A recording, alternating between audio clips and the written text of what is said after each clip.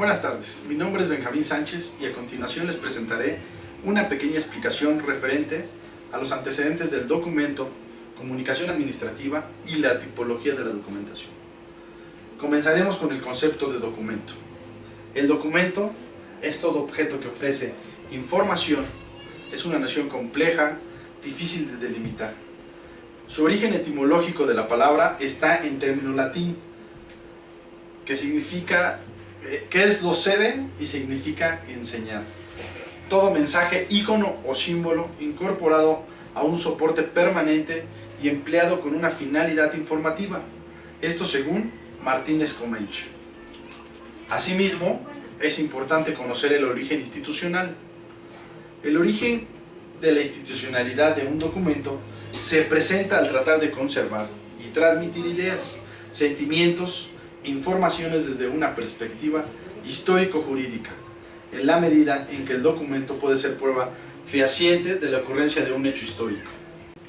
Otlet, investigador belga de la sociología, trató de alcanzar un sentido universal para la noción de documento a partir de la integración de todas las disciplinas vinculadas al documento como objeto de estudio.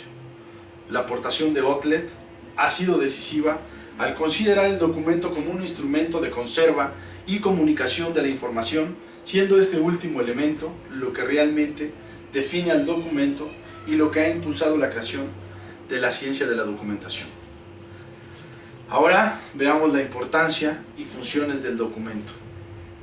La importancia del documento es enorme, máxime en la llamada sociedad de la información, en la sociedad del conocimiento, ya que es el elemento en el que se transporta y difunde aquella o en la que se vierte este, y el mejor medio para guardar y conservar ambos, que es información y conocimiento.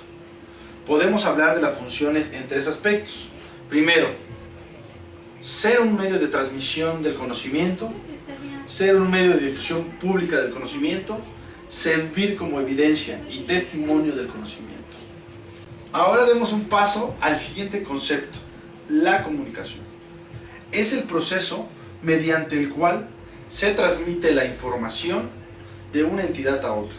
Los procesos de la comunicación son las interacciones medidas por signos entre al menos dos agentes que comparten un mismo repertorio de signos y tienen unas reglas semióticas comunes. Tradicionalmente, la comunicación se ha definido como el intercambio de sentimientos, opiniones o cualquier otro tipo de información mediante el habla, escritura u otro tipo de señales. Todas las formas de comunicación requieren un emisor, un mensaje y un receptor destinado, pero el receptor no necesita estar presente ni consciente del intento comunicativo por parte del emisor para que este acto de comunicación se realice. En el proceso comunicativo, la información es incluida por el emisor en un paquete y canalizada hacia el receptor a través del medio. Una vez recibido el receptor, decodifica el mensaje y proporciona una respuesta, como lo ejemplifica el siguiente esquema. Hablaré ahora de la comunicación administrativa. Esta es la corriente de información que se origina dentro de los elementos de un sistema administrativo, que permite la realización de todos los demás procesos y sin la cual no puede existir una acción coordinada, fundamento base de la administración. A continuación, hablaré de la tipología de la documentación. Está compuesta en: número 1, documentos primarios. Son todos aquellos que contienen información nueva y original que no ha sido sometida a ningún tipo de tratamiento documental posterior. Es decir, resumen, selección, interpretación, etc. Son documentos primarios los libros, revistas, periódicos, programas de radio o televisión. También son documentos primarios la literatura gris, documentos que no siguen los canales habituales de publicación y difusión.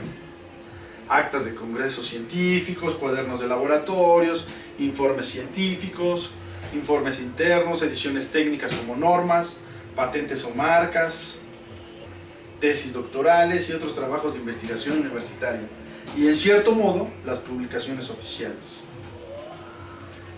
Como número 2 tenemos los documentos secundarios, cuyo objetivo es hacer referencia a los documentos primarios, por lo que no existirían sin ellos. Ofrecen información factual o referencial sobre los documentos primarios y son el resultado de las operaciones propias del análisis documental, como es descripción documental, indicación, resumen analítico. Son documentos secundarios también los listados de referencias de libros de bibliotecas o librerías, la cartelera cinematográfica. Las bases de datos de los científicos son también documentos secundarios, y los índices de URLs realizados por los grandes buscadores de internet, estos también serían secundarios. Y por último tenemos las obras de consulta o de referencia. En las clasificaciones tradicionales, las obras de referencia suelen aparecer como secundarias, lo cual tiene sentido, porque no son primarias, ya que la información no es nueva ni original, sino recuperada por diversos procedimientos a partir de fuentes variadas, previamente existentes. Sin embargo, tampoco estrictamente son secundarias, porque suministran información. En ellas, no obstante, intervienen procesos analíticos, documentales que determinan la información, presentación y accesos a la información que transmiten. Finalmente les hablaré de la documentación institucional, empresarial y particular. Documentación institucional son todos aquellos documentos establecidos por la administración educativa para la organización y el funcionamiento de los centros que están a disposición de la comunidad educativa, y algunos de ellos deben de remitirse a la administración.